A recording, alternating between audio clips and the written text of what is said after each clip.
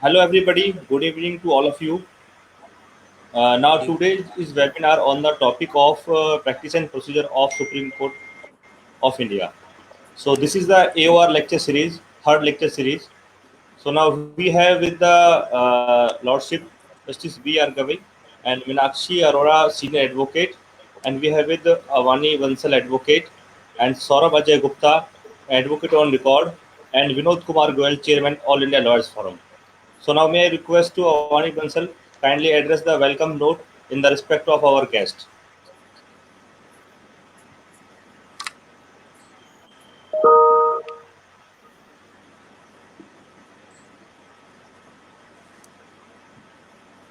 Hi Vikas, can you hear me? Am I audible to everybody? Yeah, go ahead. Okay. A very good evening to everybody who's tuned in on Facebook.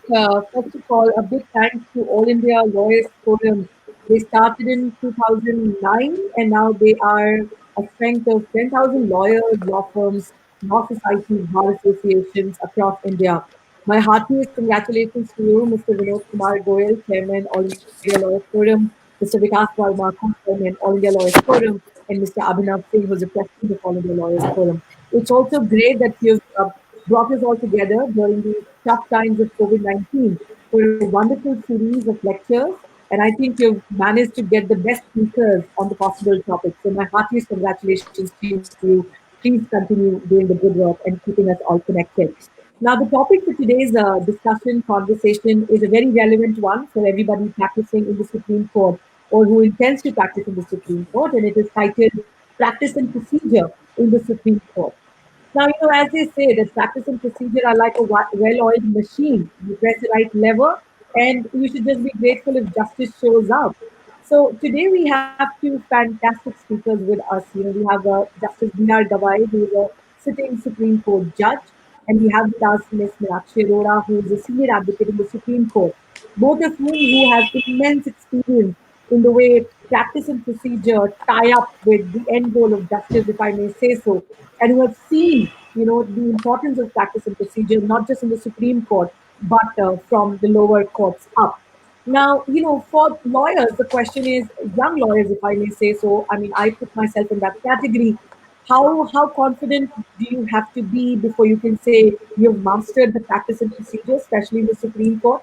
And for young people who join the Supreme Court, sometimes they feel very weak, or they feel that they know the law, but they don't necessarily have the mastery over procedure. So we will try and hear from Ma'am Meenakshi Arora, how much of that should be a concern. What can you do to master practice and procedure, etc. There is also a broader question of who lays down this practice and procedure. I mean, theoretically, we know it is a Supreme Court, but what happens in cases where there may be a conflict of interest, and potentially maybe our speakers will touch upon that issue as well. So all these and more questions emanate from today's topic, and it is my honor and privilege to welcome our guest today. Justice B.R. Gavai was born on 24th November 1960 at Amravati and joined the bar on 16th March 1985. He worked with Mr. Raja S. Bhosle, who was a former Advocate General and Judge of the High Court. Justice Gavai practiced independently at the Bombay High Court from 1987 to 1990. After 1990, he practiced primarily before the Nagpur bench of the Bombay High Court, especially in areas of constitutional law and administrative law. Notably, Mr. Gavai was a senior standing counsel for Municipal Corporation of Nagpur, Amravati Municipal Corporation, and Amravati University. He appeared regularly for various autonomous bodies and corporations, and also on behalf of various municipal councils in the Vidarbha region. He was appointed as the assistant government pleader and additional public prosecutor in the High Court of Judicature at Bombay, Nagpur bench from August 1992 to July 1993. Later, he was appointed as a government pleader and public prosecutor for Nagpur bench in January 2000. And now we know Justice Gavai has been elevated and is a sitting judge of the Indian Supreme Court. Given the critical times that the Indian Supreme Court is going through, and given that we know that Justice Gavai will play a decisive and critical role in being a voice, not just of all of us, but especially of the vulnerable and the underprivileged communities. Welcome, Justice Gavai. It's great to have you on today's panel. Miss Meenakshi Arora, she's a senior advocate. Ma'am, if I were to read out all the cases that you've been instrumental in, all the landmark cases in the Indian Supreme Court, I could go on for another hour. But most notably, we know that Ma'am Meenakshi Arora played an instrumental role in the Supreme Court judgment of Vishaka versus State of Rajasthan, which was before the POSH Act came into being, and it discussed about sexual harassment at workplaces. Ma'am was admitted to the bar in the year 1984. She practiced in the Supreme Court of India since 1986. She's been associated in the earlier part of her career with the chambers of Mr. Dushyant Dave, who's a senior advocate, and also Karan Jawala and Company. She started her independent practice as an advocate and record in the year 1991. And upon her designation as a senior advocate, she's now been arguing in various matters of importance, both in the Supreme Court of India and also high courts across the country. Ma'am has a very diverse set of practice, but most notably, she's been practicing in indirect taxation, anti-dumping law, commercial civil litigation, including company law, constitutional law, and also election and delimitation laws. Ma'am also qualified the advocate on record examination in the year 1989. And for those of you who don't know, she was a first rank holder in this exam. Ma'am has appeared across, matters of high importance, but I just want to mention a few of them. One of them was the DMDK versus Election Commission of India, 2012. Then there was a case of Ashish Chadha versus Asha Kumari, 2012. She also appeared in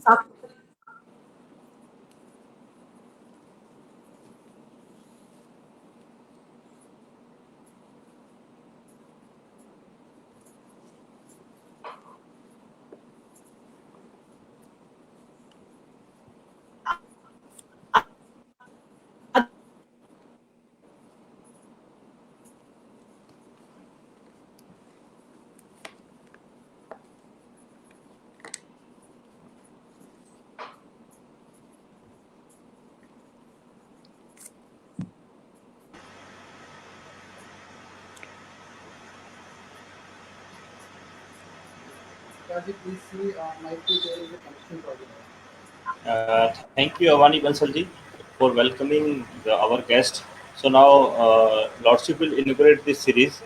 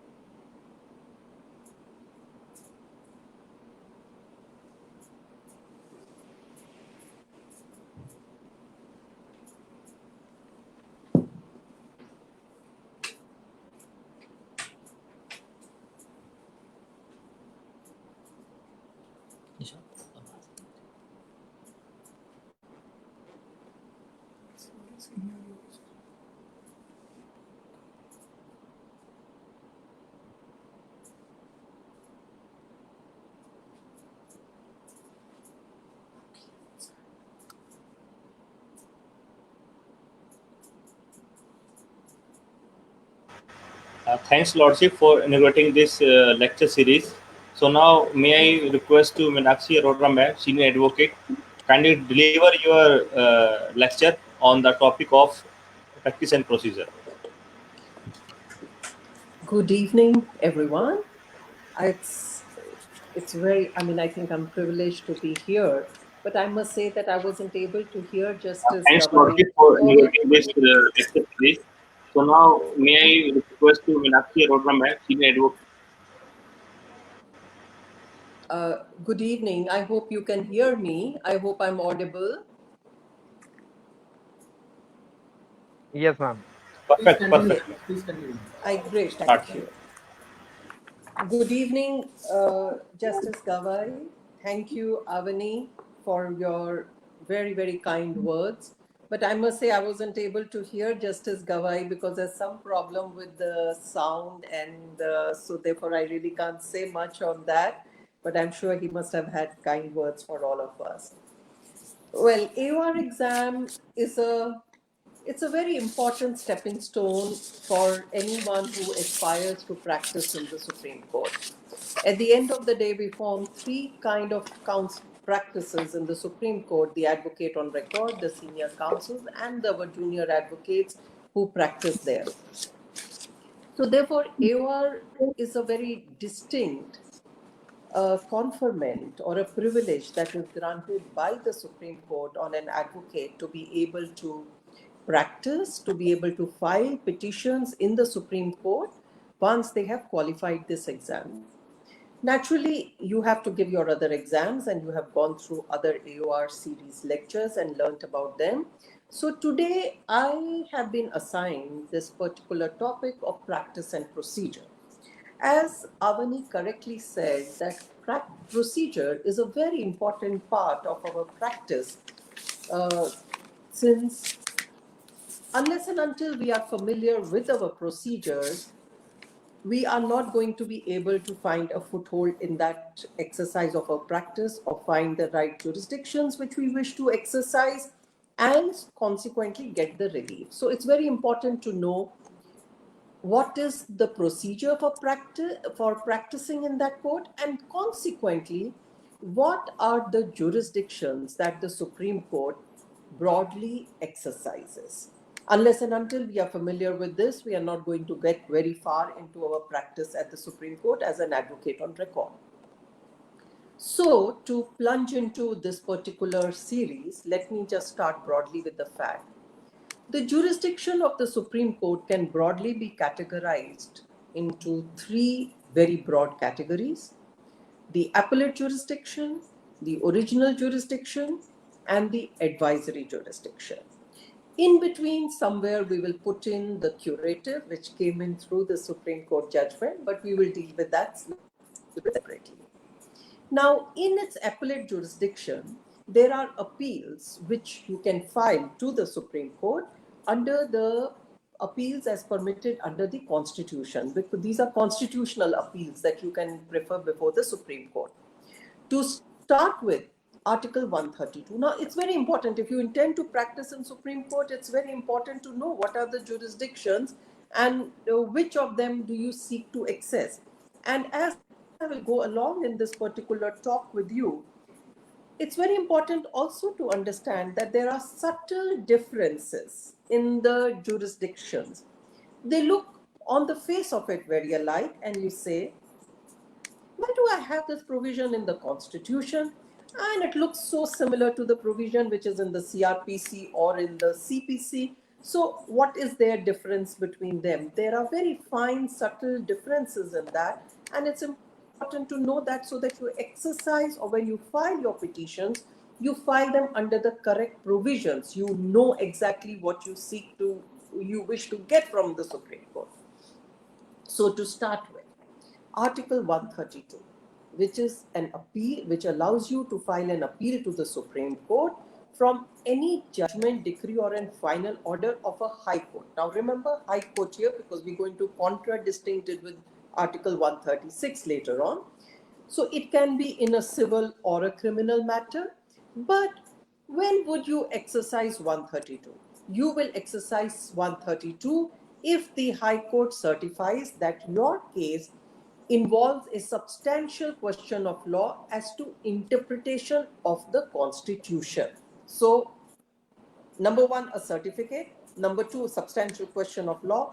Number three, that it's a substantial question which pertains to interpretation of the Constitution. Now, these are the factors when you're doing your exam, and if you remember these and you put them down in 1, 2, 3, your examiner knows that you know your stuff and gives you the marks accordingly. And that's why I'm breaking it up for you.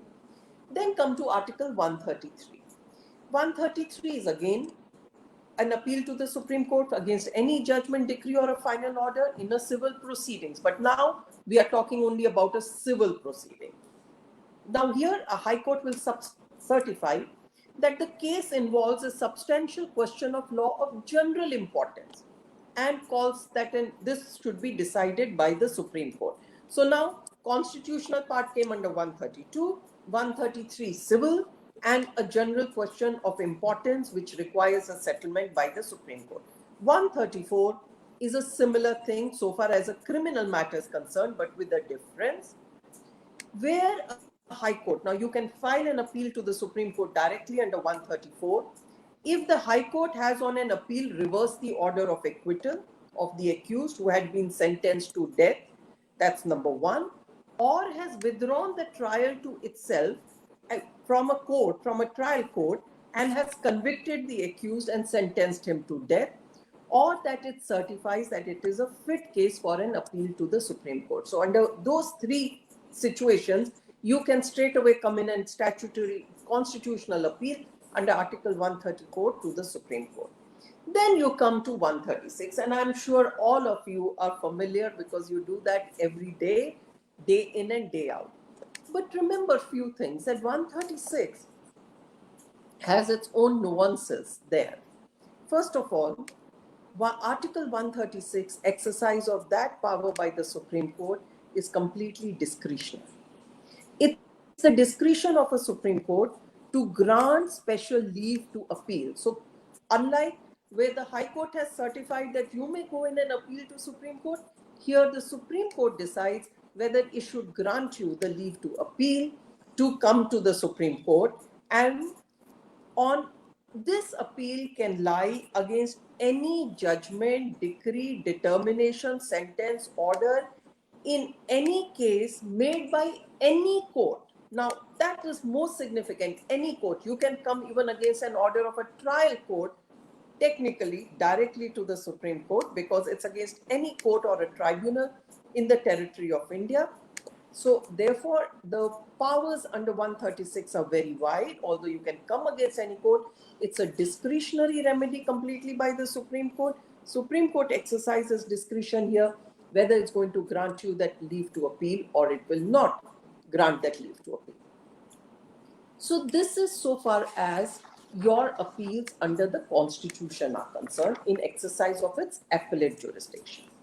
The second limb of that is the statutory appeals, which the Supreme Court can exercise under, which is provided under the statutes themselves.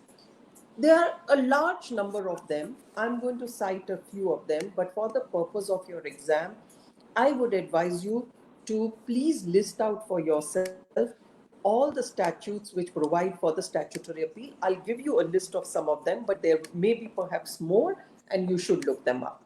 First of all, just let's take very quickly. Section 379 CRPC.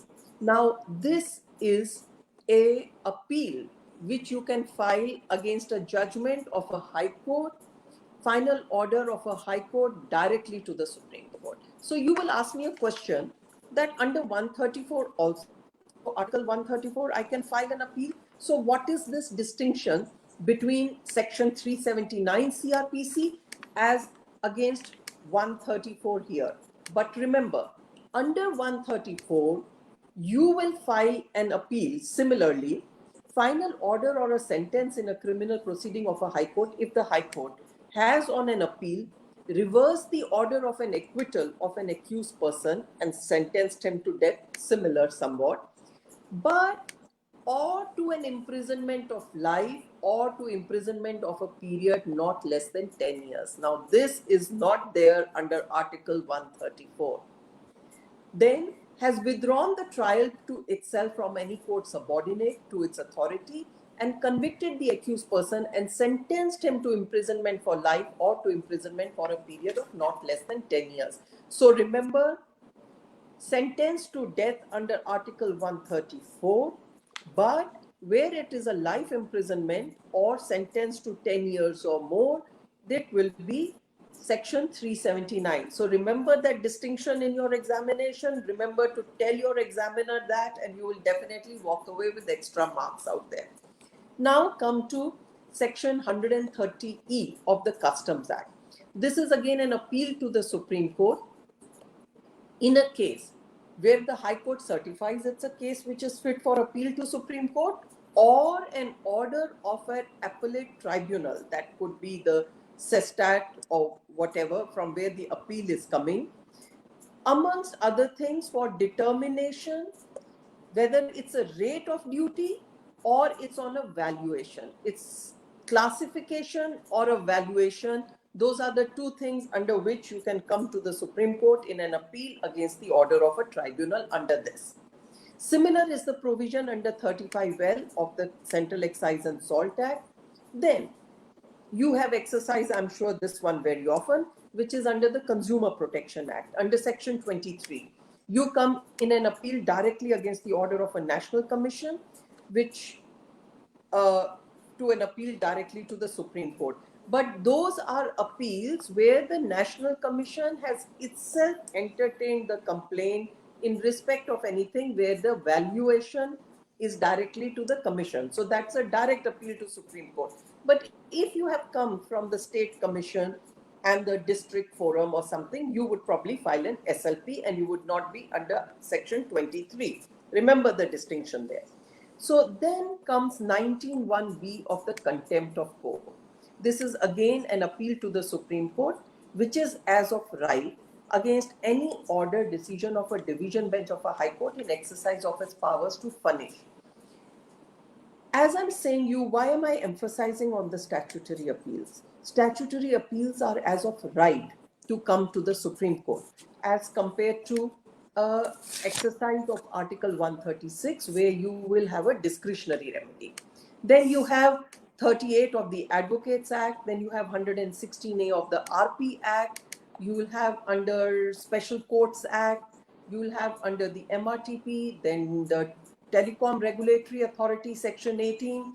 So Securities Exchange Board of India, Income Tax Act has a direct appeal to the Supreme Court, and the Competition Act, and so on and so forth. So there are large number of statutes which provide that there can be an appeal which will come straight away to the Supreme Court. So that is so far as the appellate jurisdiction of the Supreme Court is concerned. We now turn to the original jurisdiction of the Supreme Court. Of course, all of you know writ jurisdiction is one jurisdiction that the Supreme Court exercises. This is an original jurisdiction. Article 32 guarantees you a right to move a Supreme Court for enforcement of your fundamental rights. So while you have a right to approach the Supreme Court, but you approach the Supreme Court only for the purpose of enforcement of fundamental rights, constitutional rights are not enforceable under Article 32. That is where very often a question is asked that what would be the distinction between a 32 petition and a 226. A 226 is far wider, takes into its sweep the constitutional violations or rights which you may have, but 32 confines itself only to the fundamental rights. So therefore, you could file a habeas corpus, a mandamus, prohibition, quo warranto, or a certiorari, as the case may be, for enforcement of any of these so far as they confine themselves to exercise of your fundamental right. Then we come down to the original source. Article 131 of the Constitution grants an exclusive jurisdiction to the Supreme Court in respect of any disputes which may emanate between Government of India on one side and between any one state on the other, or Government of India and any given state on one side and another state on the other, or also between two or more states insofar as a dispute will involve existent or extent of a legal right of that state. I hope I'm audible. Yes, ma'am. Yes, ma'am. Yes, You're ma'am, you audible, are ma'am. audible. Please, please. Yeah, because I noticed that I had been unmuted or I had been muted or something. So that's why I asked for that. Yeah, ma'am. So original suits are something that you don't see very often, but there are certain suits which are there in the Supreme Court. Now, therefore, it's very important to know that you do have a remedy of an original suit, but the suits are restrained to the rights which are between the center and the state government or interstate the state government, etc. Then you come to the jurisdiction of transfer of cases. Now, that's also an original jurisdiction that's exercised by the Supreme Court. Article 139A, which has two parts, 1 and 2. And this again has a very subtle difference from similar provisions which are contained either in the CRPC or CPC for purpose of exercise of those jurisdictions. So it's very important to recognize that subtle difference between the constitutional provision as compared to that under the CRPC and CPC. Under 139A1, this is a power that only the Supreme Court exercises. There is no commonality with the other provisions. But here, if the Supreme Court feels that there are cases involving same or substantially the same question of law are pending before Supreme Court and one or more High Court, or pending in more than one High Court across the country, then it may either on its own motion or on an application made by Attorney General or by any party, withdraw those cases either to itself or require them to be heard by any given one High Court. If they are pending in more than one High Court, they can be transferred to any one High Court, or even if there's a case pending in the Supreme Court, they can be withdrawn to the Supreme Court and Supreme Court can hear and dispose of those cases. So that is 139(1)(a). But 139(a)(2) is also equally important, and it's a very widely worded provision, and it says Supreme Court may, if it deems it expedient. Now mind the word, how wide it is. If it deems it expedient to do so for the ends of justice. So expedient for the ends of justice, transfer any case, appeal or other proceedings. What? Case, appeal or other proceedings pending before any High Court to any other High Court. So you will transfer only from one High Court to another High Court. That is 139(a)(2). Now, contrajuncted with Section 25 CPC or 406 of the CRPC. They are very similarly worded, but there is a very, very subtle difference between 139(a)(2) and 25 and 406. That's 25 of CPC and 406 of CRPC. Now, what is that difference?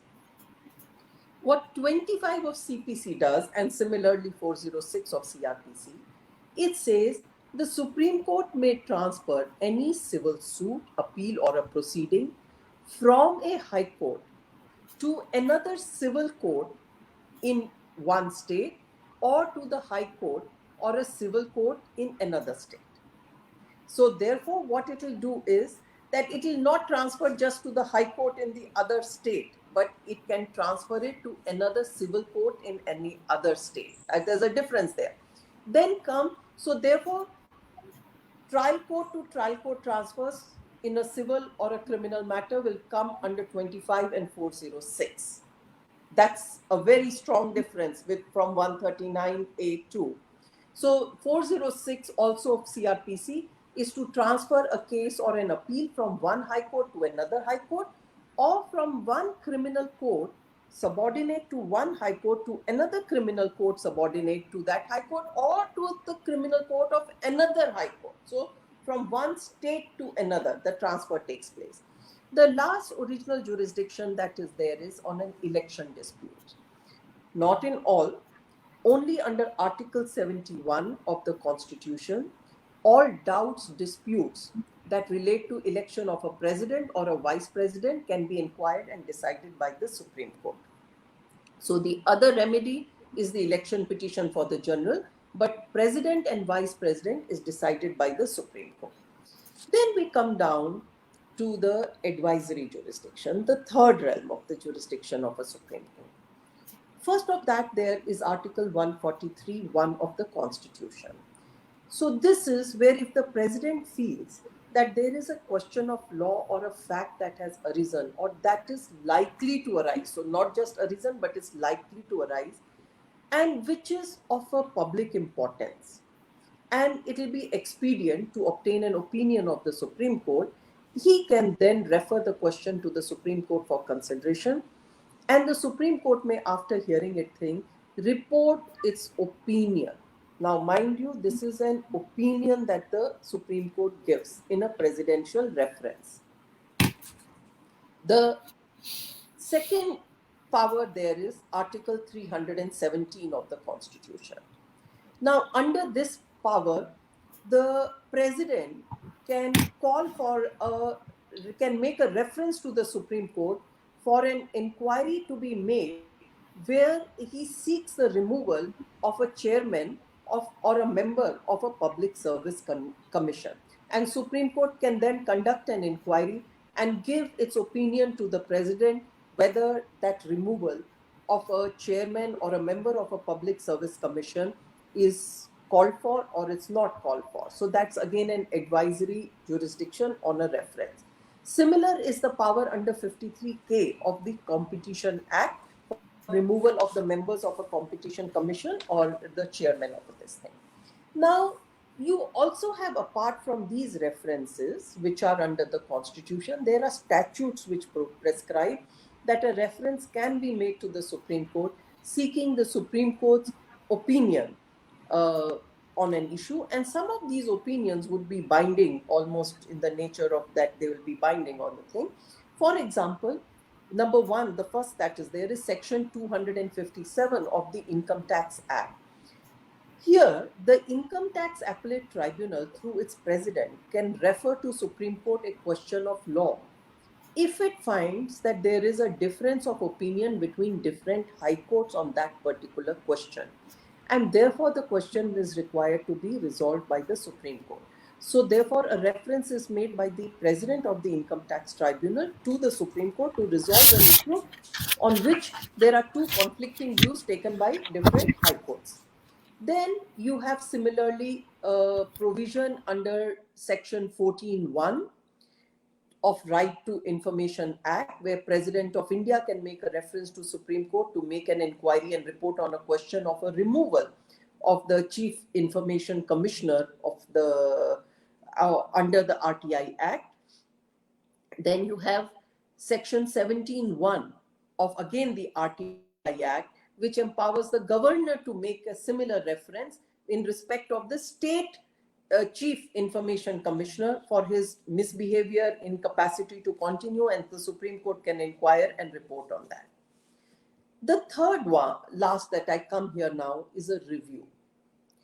Now, review is a very, very important topic, and year after year, there are questions on review powers of the Supreme Court, and therefore it is very important that that much attention is given to this when you prepare on this. Under Article 137, the Supreme Court has a power to review any judgment pronounced or made by it, and similar, the provision is also made under the Supreme Court rules. But how would the Supreme Court exercise this particular power? Let me take you immediately to that part of it. So Article 137 of the Supreme Court, and to be read with Order 47 of the Supreme Court rules, which makes it very, very clear that the power that the Supreme Court will exercise when it is considering a review of any of its judgment or an order will be analogous to Order 47 of the CRPC. So then what would be that extent of that power? The extent will be that people file reviews. Now, this is very important, and it's important to understand that you can't just rehash everything that you have argued previously in your matter when you file a review before the Supreme Court.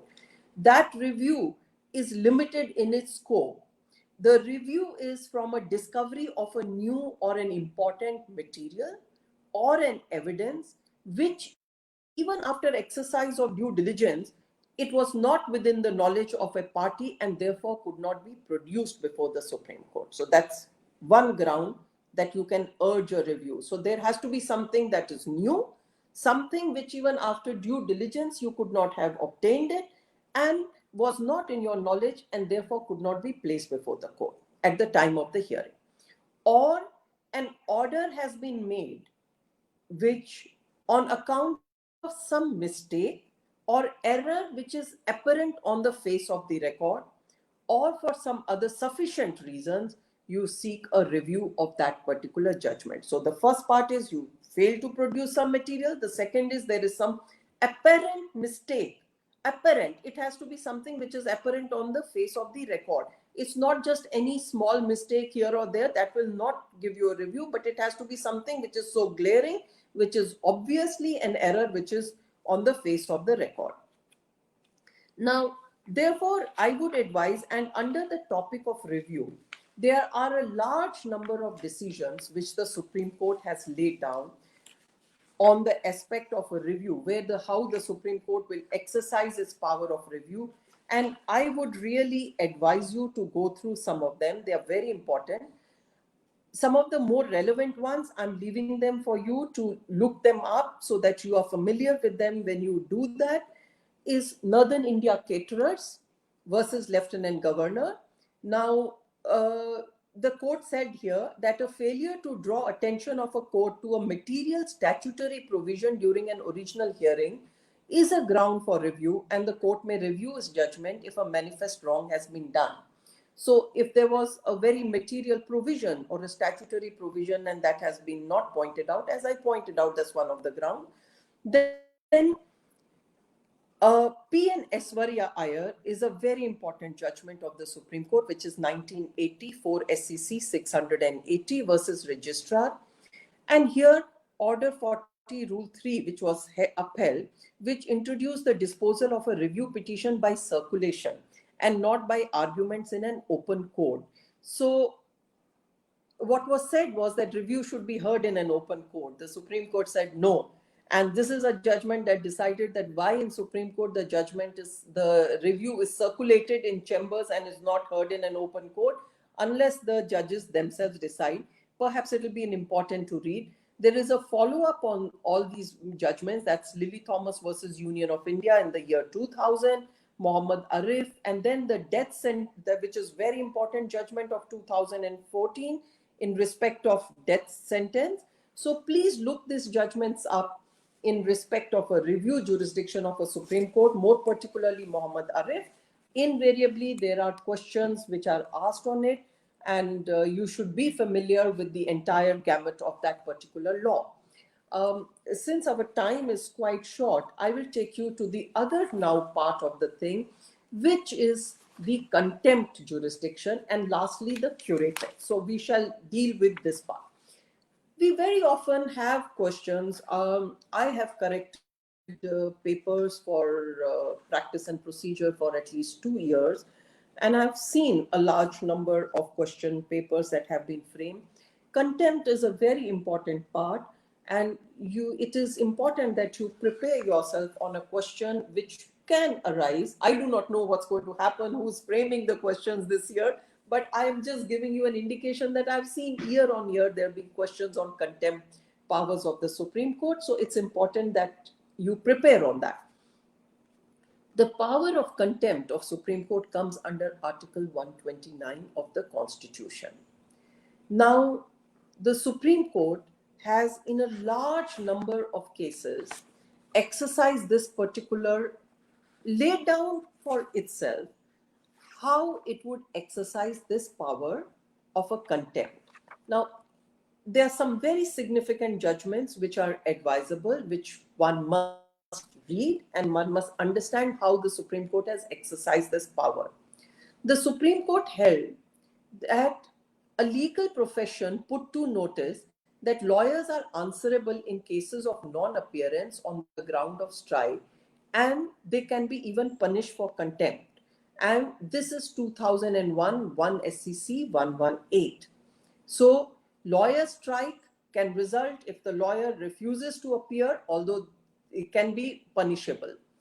Then contempt of a court held there where deadlines were extended by way of government orders. But the one that I would really advise you to read is DDA versus Skipper Construction. Supreme Court in this court held that it has a power to make appropriate orders in the contempt proceedings to grant relief to a person aggrieved in the order to do a complete justice. So the contempt is not a contempt only regarding the contemner, but orders can be passed to make a party pay up to the other person so that there is a complete justice that is done. So DDA versus Skipper Construction is an important judgment. Please read that. It's a significant one for your purposes. Then come to Delhi Judicial Service Association versus State of Gujarat. Here, a judge of Gujarat, a trial court judge of a Gujarat in Nadia, if I'm not mistaken, was picked up by the police. And there was a serious issue about the powers of the police in picking up a judge for this thing. And the matter was in the Supreme Court. And the court clearly held that ordinarily the High Court would protect the subordinate court from any onslaught on their independence. But except in exceptional cases where an attack on the judges or a magistrates of the subordinate courts may have wide repercussions throughout the country, extraordinary situation may prevail affecting the administration of public justice, or where the entire judiciary is affected, Supreme Court may directly take a cognizance of contempt. This is what Supreme Court said in Delhi Judicial Service Association versus State of Gujarat.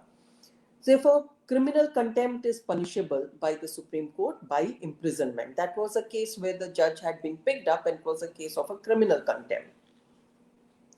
Now, of late, the Supreme Court has taken a very serious note about lawyers who do not appear in the court, who have filed cases, maybe where there's a case of name lending, or they fail to remain present before the court when the matters are called out, and the court has taken a very, very serious view of the matters. Now, one of them was Vijay Kumar versus State of Bihar, 2014, 9 SCC, where a proxy counsel appeared and AOR did not appear or file an appearance or a mentioning slip. The Supreme Court took a very serious note and they held that it is what the AOR has to remain present. It cannot be through a proxy counsel in this court because it's a privilege that is granted by the Supreme Court to the advocate on record to file the cases. The other important case that you should take note of is Rameshwar Prasad Goyal, 2014, also 1 SCC 572. Here, the facts which had been mentioned in an application were not really correct, and the counsel was not able to clarify. So the AOR was called for and asked to explain. The AOR refused to come to the court, and he had been appearing in large number of courts. So the court in that case held that this kind of a conduct of an AOR who refuses to come or who files a large number of cases but does not appear in them would tantamount to interfering with administration of justice. And therefore, no one can appear in the Supreme Court except by the authority of an AOR or unless instructed by an AOR. And therefore, they held that such a case would also amount to contempt. They, of course, accepted the apology of Mr. Rameshwar Prasad in that case, but laid down that it is not open to AOR to act in such a manner. Now, there are other cases which you would be well advised to read, including the case of Vinay Chandra Mishra, which is the power to punish for contempt of itself. And I'll leave you with some other reading in this regard so that you have some ideas on that. Also, I would advise you to understand very clearly the distinction which we ask for between the criminal contempt of a court, which is in the face of a court, in the presence of a court, as against a civil contempt, which would be the non-obedience to a judgment direction of a court. So those will come within two lines. Now, therefore, please, there are judgments on both the aspects which will do you well to understand their distinction and have the authorities in that, and more particularly now, in view of the judgments which have come regarding advocate on record, where a conduct of an advocate on record would amount itself to a contempt of court. So now, having said this, and since our time is short, I can't elaborate too much on this. I will take you to the last one for the day, and which is now the curative. And year after year, we have had some cases which we have done on a curative petitions. So, how did the curative come about? And I'm sure all of you would have read the judgment of Hurrah versus Hurrah. That was the ground for a curative petition. In Hurrah versus Hurrah, the Supreme Court laid down two things which I would like to just read out that little bit and take you to the follow-up on Hurrah versus Hurrah, because Hurrah versus Hurrah has been further restated and in some case even a little bit expanded and said that this is not complete. The guidelines in Hurrah versus Hurrah, they can be as the cases may call for.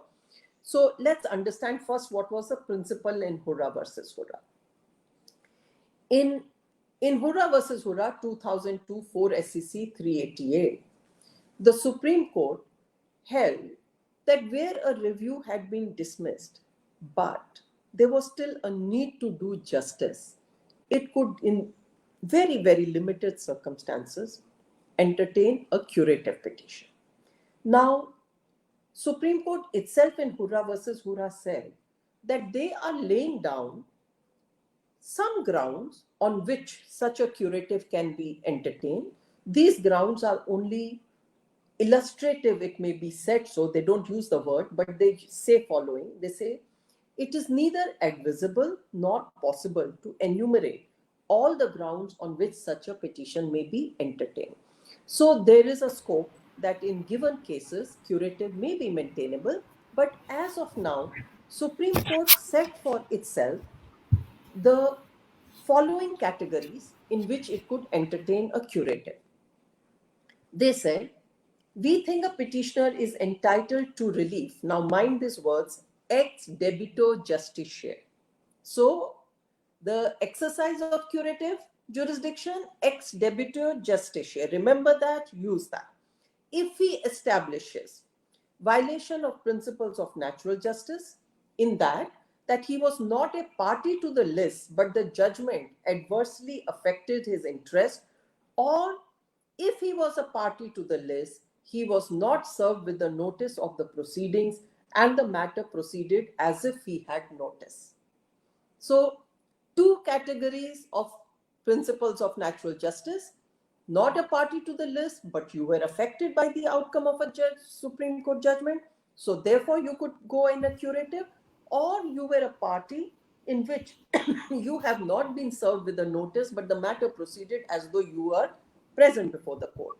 And number two, where a proceedings, the learned judge, the court which was hearing the matter, failed to disclose his connection with the subject matter, or the parties giving a scope of an apprehension of bias, and the judgment adversely affects the petitioner. Now, that's a rare ground to happen, but the Supreme Court is conscious of the fact that it could happen and did keep a provision of that. But by and large, you fit into the first one where you have to draw something which you may seek to do.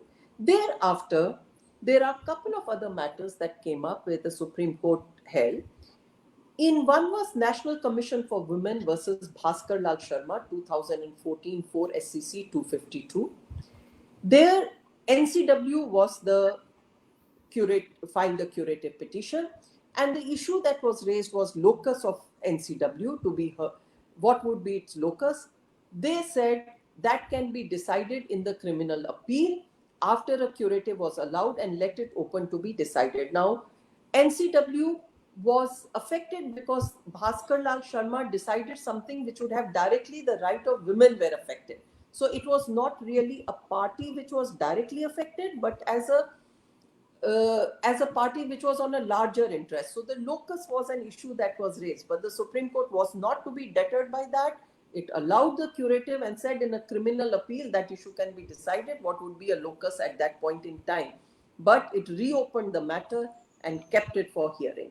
Then came the Indian Council for Environmental Legal Action, which was 2011 judgment, 2011 8 SCC 181. And here once again they said that the list which has been said by the Supreme Court is illustrative. The word that is used, illustrative, is now in this judgment. And it's not an exhaustive case for recall of the judgment with the in cases. Then, so therefore, there is a room what could be a case where you can still have a curative in such cases. But it is also important to remember your procedure for the curative. A curative petition, which is under the Supreme Court rules, and you should consider that, will be for curing gross miscarriage of justice or prevent an abuse of its process. The curative can be filed only if a senior advocate certifies that it meets with the requirements of the case. That is, that the requirement of the Supreme Court guidelines is satisfied. Curative petition will be first circulated in chambers before a bench comprising of 3 senior most judges, and such judges, if the ones who were a party to the thing, they are there.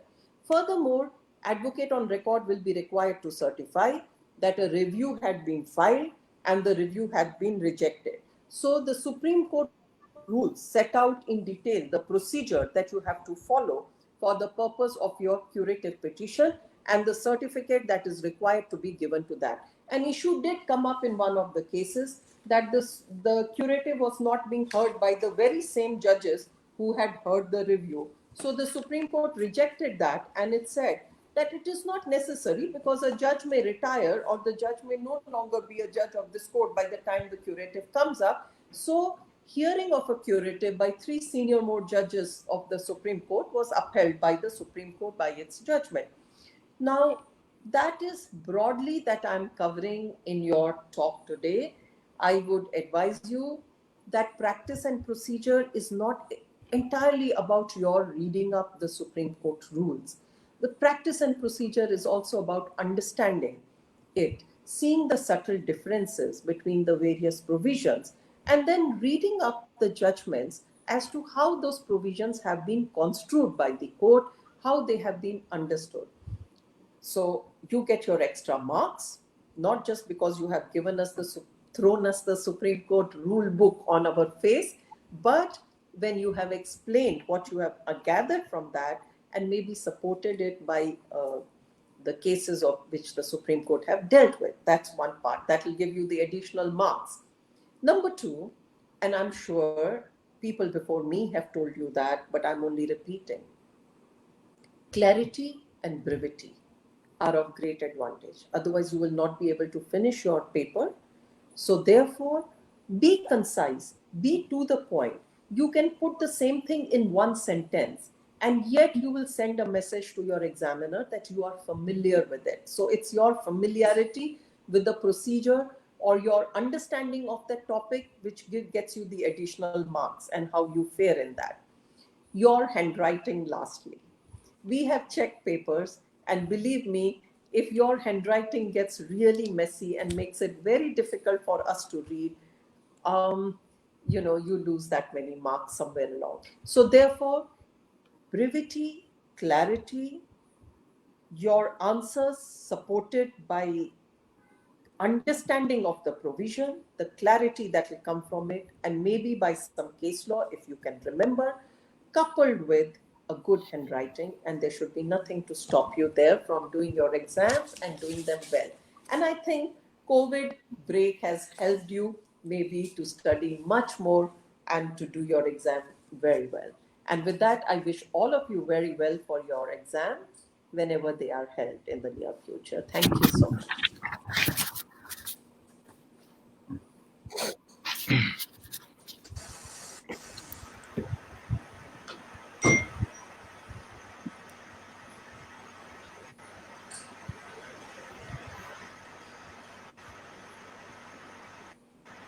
Avaniji can ask us some questions. I think a lot of questions is received. Yes, ma'am. Thank you so much for a fantastic lecture. I think in this short time we tried to cover a lot of different aspects. And to be honest, there are a lot of questions in the chat. I'm looking at them. But, ma'am, there are two things I want to ask you. One is a small point out of curiosity, and the other is a slightly more technical I question for can't anybody. hear you very well, Avani. Ma'am, can you hear me You're now? not very clear. Yeah, that's much better now. I'll try and speak slightly louder, ma'am. So, ma'am, the first question is now with the COVID-19, we're all moving towards a new normal.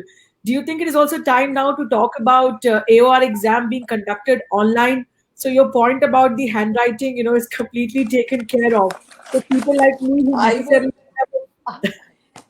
yeah, I completely agree. As a part of that committee previously, I mean, I myself recommended that when all other exams are done online or are done in that other mode of digital thing. But this exam also, apart from understanding the knowledge, there's also the essay writing part of it, the language expression.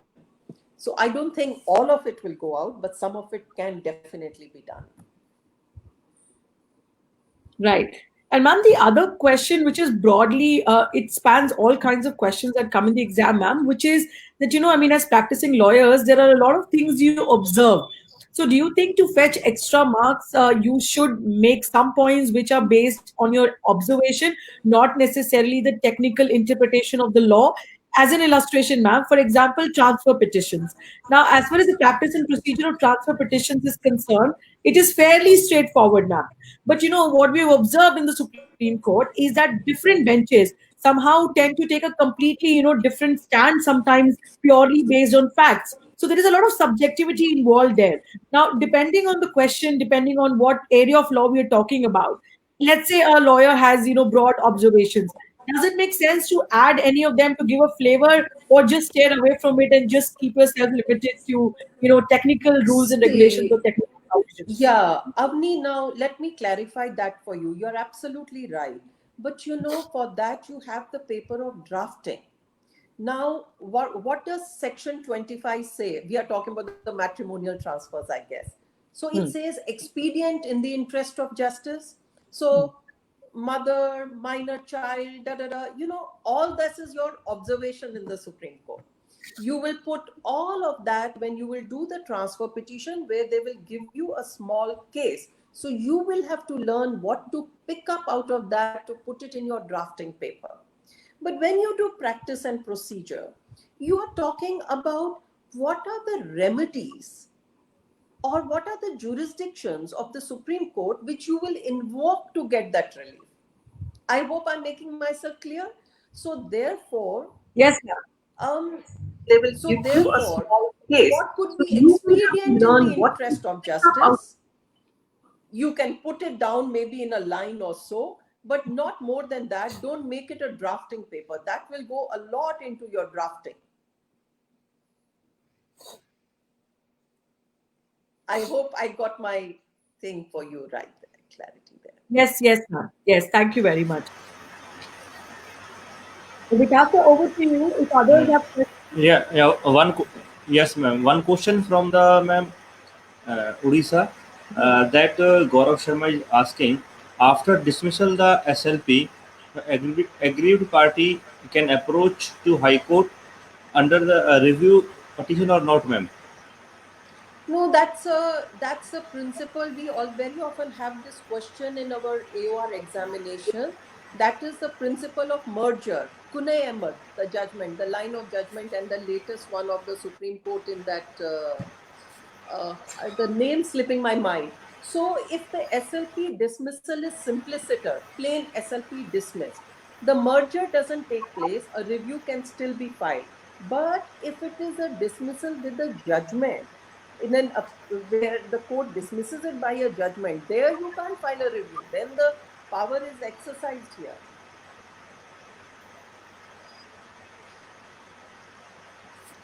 So that's a So principle thank you, of ma'am. merger. That's a principle of merger. If it is dismissed by a judgment of a Supreme Court, then the High Court judgment has merged into the Supreme Court, and there can be no review against that in the High Court. But if it is a simpliciter dismissal, SLP dismissed, and you may be still able to file a review before the High Court then. That's Pune Amar. Yeah. Yes, ma'am. So, ma'am, one last question: that after virtual the court hearings, so there is any chances to change the Supreme Court rules, ma'am? So now I think the so. new I think this is going to be the new normal, and I'm quite sure the Supreme Court rule changes will be in the offing, and understand the difference it's going to be making. You know, AORs will still file the cases, all right, but appearances will be across the country. So anyone sitting in Tamil Nadu or in Maharashtra or Gujarat or Assam or wherever in Nagaland can still appear before the court and argue the case. Thank you, ma'am. So now may I request to Ajay Saurav Gupta kindly address the vote of thanks in respect of our guest. So kindly mute yourself. Mr. Saurav, mute yourself. Unmute yourself. Whom I'm Yes. audible? I'm audible? Yeah. Yeah, perfect. Good evening, everyone. Honorable Mr. B.R. Gawai, Honorable Judge Supreme Court of India, our keynote speaker Ms. Meenakshi Arora, Senior Advocate Supreme Court of India, Mr. Vinod Kumar Goyal, Chairman All India Lawyers Forum, Mr. Vikas Verma, Co-Chairman All India Lawyers Forum, Mr. Abhinav Singh, President, and our dedicated and patient viewers. Better than 1,000 days of delinquent study is one day with great teacher. Our ignited mind is most powerful weapon on earth, which can only be trained to do the impossible through the constant learning. The process of learning is endless and knows no boundaries, and this lecture is most significant part of the entire AOR lecture series, as practice and procedure is indispensable to those practicing or aspiring to practice law. Courts have evolved its own procedure with time and the changing needs of the society, and there can be no better way than to learn from the ocean of experiences of the most distinguished legal luminaries of today's legal world. I deem it a great honor to propose the vote of thanks to all who have devoted their valuable time and efforts in making this webinar a resounding success. First of all, I would like to thank Honorable Mr. Justice Gawai for his very interesting and thought-provoking address. We are really enlightened with your knowledge and presence, sir. I would like to thank Ms. Meenakshi Arora for an excellent coverage on this vast and constantly evolving subject. I would also like to thank on this occasion and would like to congratulate Mr. Vinod Kumar Goyal, Chairman, Co-Chairman, President, and entire team of All India Lawyers Forum for organizing this mind-grasping third session of AOR lecture series. Last but not the least, I would like to thank our patient viewers for their active participation. Thank you very much.